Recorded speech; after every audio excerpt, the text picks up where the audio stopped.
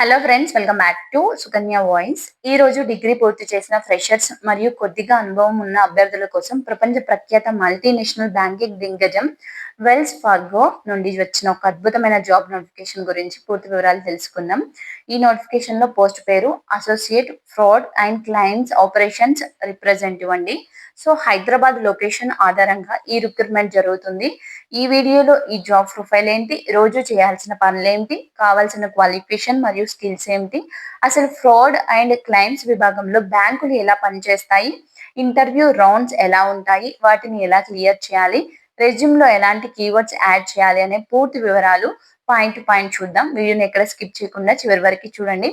మన ఛానల్ ని మొదటిసారి చూస్తున్నట్లయితే వెంటనే సబ్స్క్రైబ్ చేసుకొని పక్కనే ఉన్న బెల్ ఐకాన్ ని క్లిక్ చేయండి. సో ఫస్ట్ ఆఫ్ ఆల్ మనము అసలు ఈ fraud and claims operations team ఏం చేస్తుంది? మనం నిత్యం ఉపయోగించే డెబిట్ లేదా క్రెడిట్ కార్డుల ద్వారా కొన్నిసార్లు మనకు తెలియకుండానే అనాధికారిక లావాదేవీలు జరుగుతుంటాయి.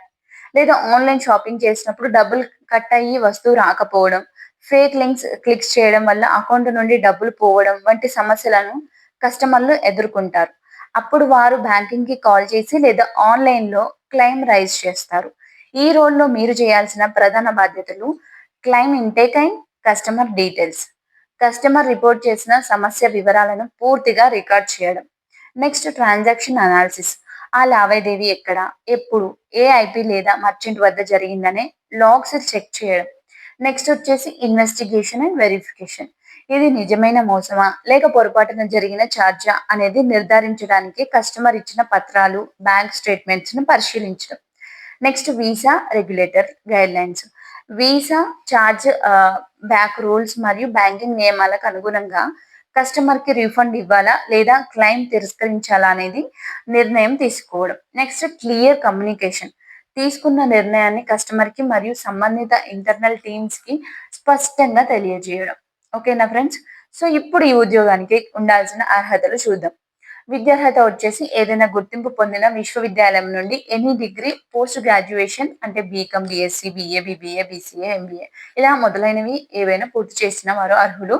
అనుభవం వచ్చేసి 0 నుండి 2 ఇయర్స్ అనుభవం ఉన్నవారు దరఖాస్తు చేసుకోవచ్చు. అంటే ఎలాంటి అనుభవం లేని ఫ్రెషర్స్ కూడా అప్లై చేసుకోవచ్చు. గతంలో కస్టమర్ సర్వీస్ ఇంకా బీపీఓ లేదా బ్యాంకింగ్ డేటా ఎంట్రీలో కనీసం 6 నెలల అనుభవం ఉండాలి. సో ఉంటే మీకు ఇంకా అడ్వాంటేజ్ అవుతుందండి. ఇంకా కమ్యూనికేషన్ స్కిల్స్ వచ్చే వారికి క్లయింట్స్ మరియు ఇంటర్నల్ టీమ్స్ తో సమన్వయం చేసుకోవడానికి చక్కటి ఇంగ్లీష్ మాట్లాడే మరియు రాసే నైపుణ్యం ఉండాలి.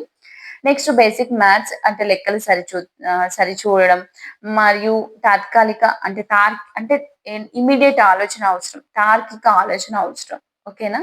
సో ఇంకా వేగంగా డేటా ఎంట్రీ చేయడం మరియు బేసిక్ కంప్యూటర్ అప్లికేషన్ పై మంచి పట్టు ఉండాలి. ఇది గ్లోబల్ క్లయింట్స్ తో కూడిన ప్రాసెస్ కాబట్టి రొటేషనల్ మరియు నైట్ షిఫ్ట్లలో పనిచేయడానికి సిద్ధంగా ఉండాలి. ఓకేనా? మీ అర్హతలు క్లియర్ గా అర్థమయ్యాయా? సో ఈ రోల్ కోసం జరిగే ఎంపిక ప్రక్రియ సాధారణంగా 3 నుండి 4 దశల్లో జరుగుతుంది. First one HR screening round. మీ సెల్ఫ్ ఇంట్రడక్షన్, ఎడ్యుకేషన్ మరియు షిఫ్ట్ ఫ్లెక్సిబిలిటీ గురించి బేసిక్ ప్రశ్నలు అడుగుతారు. So next aptitude communication assessment, basic English grammar, ఇంకా ఈమెయిల్ రైటింగ్ మరియు లాజికల్ రీజనింగ్ టెస్ట్ ఉంటుంది. So next operational technical interview ఉంటుంది. ఈ రౌండ్ చాలా ముఖ్యం. ఇందులో మిమ్మల్ని పరిశీలించడానికి కొన్ని కీలకమైన ప్రశ్నలు అడుగుతారు. ఒక కస్టమర్ తన కార్డు నుండి తెలియకుండా డబ్బులు పోయాయని చెప్తే మీరు ప్రాసెస్ ఎలా మొదలు పెడతారు? ఫ్రాడ్ మరియు డిస్ప్యూట్ మధ్య తేడా ఏమిటి? వీసా ఛార్జ్ బ్యాక్ అంటే మీకు తెలుసా? సినారియో బేస్డ్ క్వశ్చన్స్ అడుగుతారు. ఒకవేళ కస్టమర్ తప్పుడు క్లెయిమ్ చేశారని మీకు తెలిస్తే వారితో ఎలాంటి టోన్ లో మాట్లాడతారు అనే పరిస్థితుల ఆధారంగా వాళ్ళు అలాంటి ప్రశ్నలు అడుగుతారు అన్నమాట. సో ఇంటర్వ్యూ ఇచ్చేటప్పుడు కస్టమర్ల పట్ల సహనం, సరైన నిర్ణయాధికారం మరియు వివరాలను నిశితంగా పరిశీలించే లక్షణం అటెన్షన్ టు డీటెయిల్ ఉన్నట్లు సమాధానాలు చెప్పడం వల్ల మంచి ఇంప్రెషన్ వస్తుందండి. సో ఇంకా మీ రెజ్యూమ్ లో ఏం చేయాలి అంటే, చాలా మంది అభ్యర్థులు చేసే తప్పేంటంటే ఒకే సాధారణ రెజ్యూమ్ ని అన్ని జాబ్స్ కి పంపడం.